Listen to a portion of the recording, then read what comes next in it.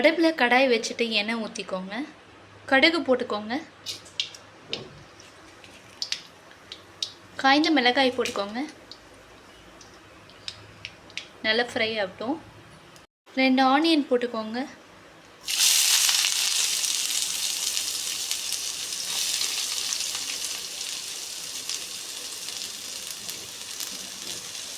சேர்த்துட்டு நல்லா ஃப்ரை பண்ணிக்கோங்க.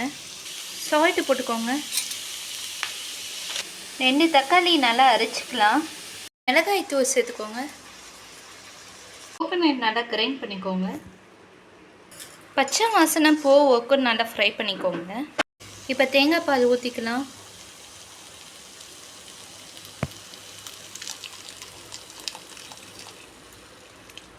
ஊற்றிட்டு நல்லா மிக்ஸ் பண்ணிக்கோங்க. தேங்காய் பால் சேர்த்துட்டு நல்லா மிக்ஸ் பண்ணிக்கோங்க. 15 மினிட்ஸ் நல்லா குக் பண்ணுங்கள். அவ்வளோதான், தக்காளி குருமா ரெடி ஆயிடுச்சு. போட்டு இறக்கிடுங்க. Hello friends, welcome to Ruchitha cooking. இன்றைக்கி நம்ம என்ன பார்க்க போகிறோன்னா வெந்தயக்கீரை சப்பாத்தி பேசலான்னு பார்க்கலாம். எங்கள் வீட்டில் வளர்ந்த வெந்தயக்கீரை தான் நான் யூஸ் பண்ண போகிறேன். இது மோர் ஃபைபர் கண்டென்ட், அப்போ ஹீமோகுளோபினும் இன்க்ரீஸ் பண்ணும். இப்போ பறிச்சுக்கலாம்.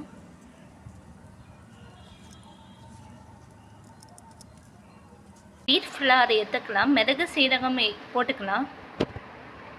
பிஞ்ச் ஆஃப் சால்ட் போட்டுக்கலாம். ஆயில் ஊற்றிக்கோங்க. 2 டைம் வாஷ் பண்ண சின்ன சின்னதாக கட் பண்ண வெந்தயக்கீரை சேர்த்துக்கலாம். சேர்த்துட்டு நல்லா மிக்ஸ் பண்ணிக்கோங்க. கொஞ்சம் கொஞ்சமாக தண்ணி ஊற்றிட்டு நல்லா மிக்ஸ் பண்ணுங்கள்.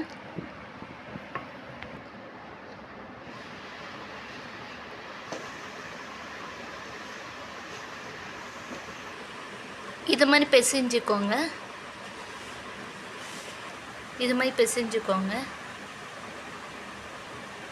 இதில் சின்ன சின்னதாக பால் மாதிரி ஆக்கிக்கோங்க.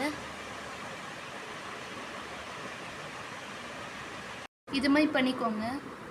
தோசைக்கல்லில் போட்டு நல்லா திருப்பி போட்டுக்கோங்க. சுட வெந்தயக்கீரை சப்பாத்தி தக்காளி குருமா ரெடி ஆயிடுச்சு. வாங்க சாப்பிட்லாம்.